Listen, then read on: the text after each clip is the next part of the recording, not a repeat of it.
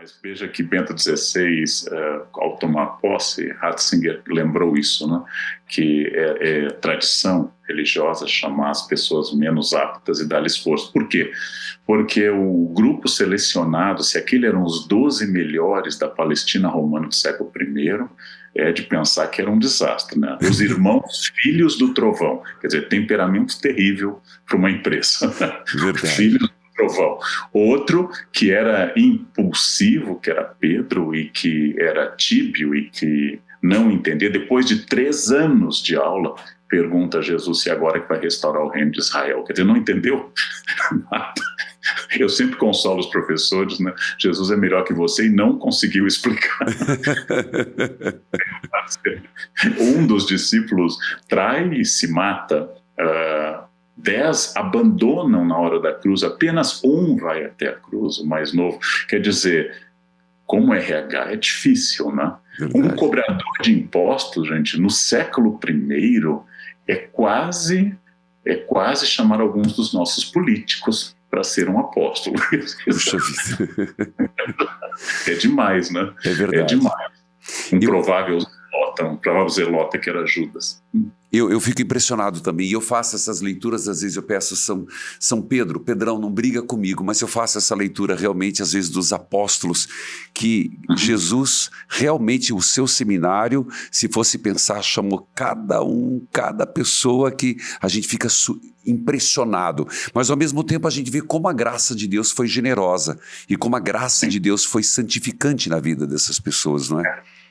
Esses 11 apóstolos, e depois o 12º Matias, eleito no lugar do traidor, 11 morreram martirizados, né? Só João não foi martirizado, e não sendo martirizado, viveu terrores na ilha de Patmos, e assim por diante. Quer dizer, essa que eu acho que é uma questão extraordinária, e eu acho que a grande lição que eu admiro profundamente nos textos religiosos em particular, no Novo Testamento, nos 27 livros do Novo Testamento, Deus não é o Deus das beatas puras, ainda que elas possam entrar no reino de Deus. Mas Deus não é o Deus das beatas. Ele é o Deus de um homem que, no horto, corta a orelha de um soldado, mostrando bravura, Pedro, e minutos depois nega conhecer Jesus. Ou seja, alguém como nós, que é oscilante, que tem problemas, que é inconstante, humanos. Né? Então, essa ideia assim, Jesus não procura os santos de Israel, e havia. Jesus não procura esses santos, Jesus procura pecadores, publicanos, prostitutas, elogia um samaritano, que seria alguém não ortodoxo dentro da tradição judaica. Ou seja, se Jesus voltasse, na minha concepção de não religioso, o lugar preferido dele seria a Cracolândia, e não uma reunião de santos, porque eles não precisam de salvação, né? Eles não precisam de salvação. Então, o lugar do pecador, do inconstante. E eu sempre lembro de um texto do século XIV, Decamerão de Boccaccio, que tem uma história ótima, porque Por favor, nos conte. Um judeu se converte ao catolicismo e o amigo fica muito feliz, porque é um católico convicto. O papado está no sul da França, na cidade de Avignon. Certo. E o judeu convertido, o cristão novo, como chamamos. Foi no período daquele papa, aquele antipapa que ficou lá na Espanha? Nós tivemos, nesse período, o papado estava oficialmente, inclusive com João XXII, com outros estavam em Avignon. Em Avignon. Clemente. Mas, e aí, o que ele faz? Ele houve depois disso, né, a partir de 1415 temos 3 papas, mas ele foi a Avignon, onde estava legalmente papado. Não é dogma de fé que o papado esteja em Roma. Né? Só para Santa Catarina de Sena, né? Santa Catarina de Sena não aceitou absolutamente isso. Porque quebra uma tradição histórica e virou doutora da igreja. Né? Verdade. Essa é uma questão importante. O judeu convertido quer ver o sucessor de Pedro, quer ver o príncipe dos apóstolos. E o amigo católico francês tem muito medo. Porque se ele for a Avignon, vai perder a fé. Vai acontecer com ele o que aconteceu com Lutero quando visitou Roma. Vai ficar horrorizado, vai ficar escandalizado. O judeu vai, fica em Avignon, conhece a corte pontifícia, volta a Paris mais católico do que nunca. Sério? E o amigo pergunta, você viu tudo? Ele viu. e constatei que se a igreja sobrevive aos seus líderes é porque ela é obra de Deus.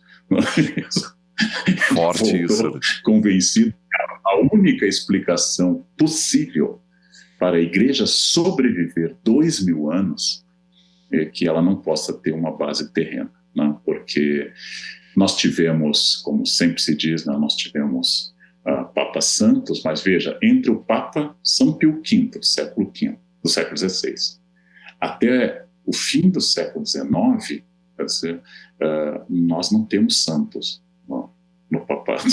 Nós não temos santos no 17, no 18, e no 19, assim, vão beatificar Pio IX depois, e vão canonizar depois São Pio X, já no 20, né? Depois de Leão XIII. Aí temos, o século XX é o século dos Papas Santos. Os Papas Santos. Quem vive a Igreja Católica no século XX vive uma igreja diferente da que viveu Inácio. Inácio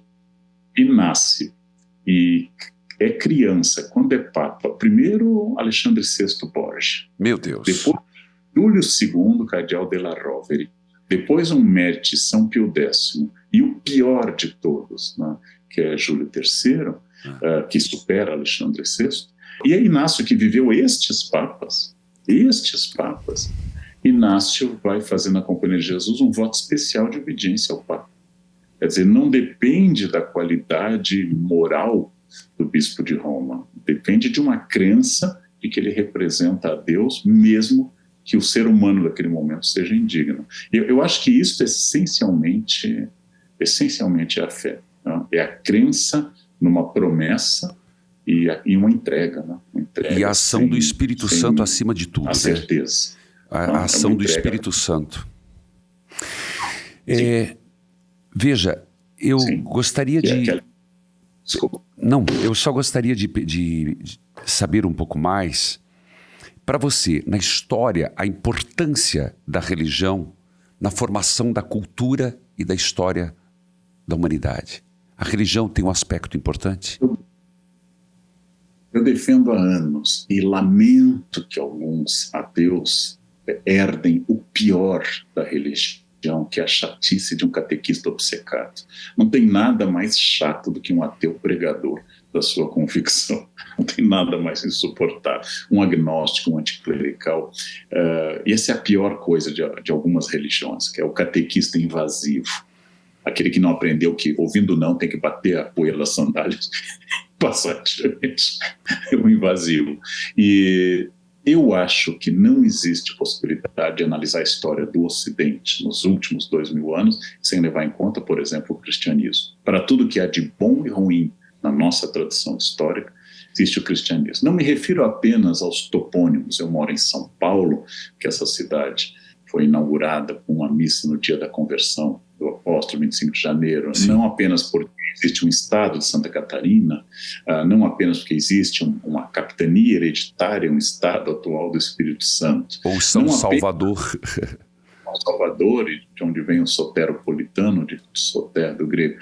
Não apenas porque, mas basta mudar a colonização para que a única capital brasileira que não nasceu portuguesa, que é a capital do Maranhão, tenha o nome do santo francês, São Luís. A única que não nasceu portuguesa. Mas não apenas nos topônimos, nas festas de Natal, nas festas de Páscoa e outras, até o próprio Carnaval é, a rigor, uma festa religiosa, ou seja, uma despedida da carne e um alô para a Quaresma na quarta-feira de cinzas, mas é o fato de que... Eu vou lhe dar um exemplo de como eu entendi isso. Eu fui na Rússia a um museu herdeiro da União Soviética, que era o Museu do Ateísmo.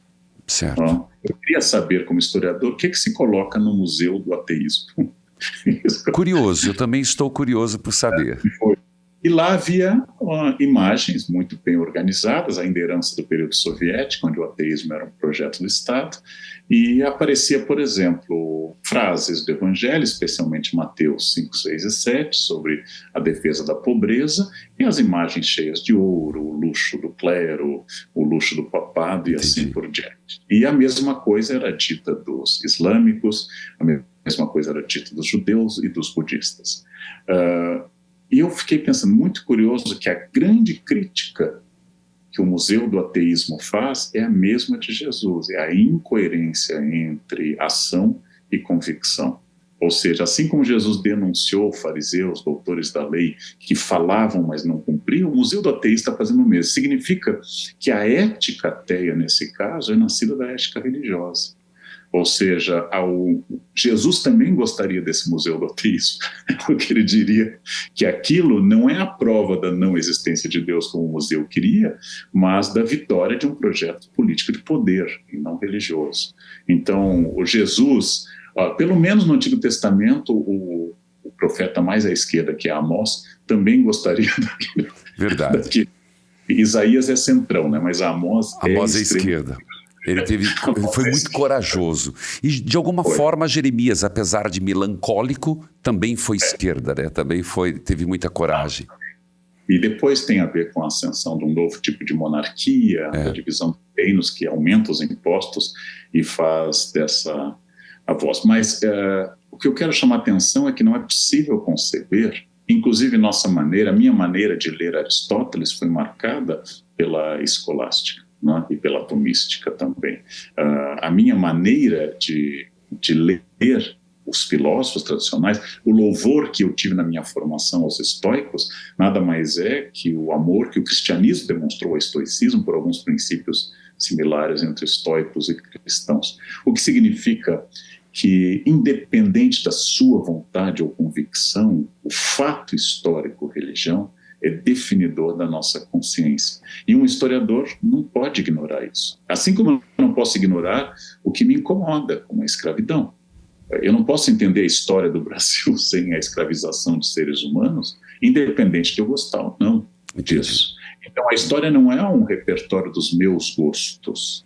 E, infelizmente, durante muito tempo, uma certa postura de historiadores desprezou esta enorme tradição religiosa, essa capacidade. O recém-falecido professor da Unicamp, Carlos Rodrigues Brandão, no seu livro Memória do Sagrado, foi lá a Montemor estudar cantos de procissões populares, e o livro é extraordinário.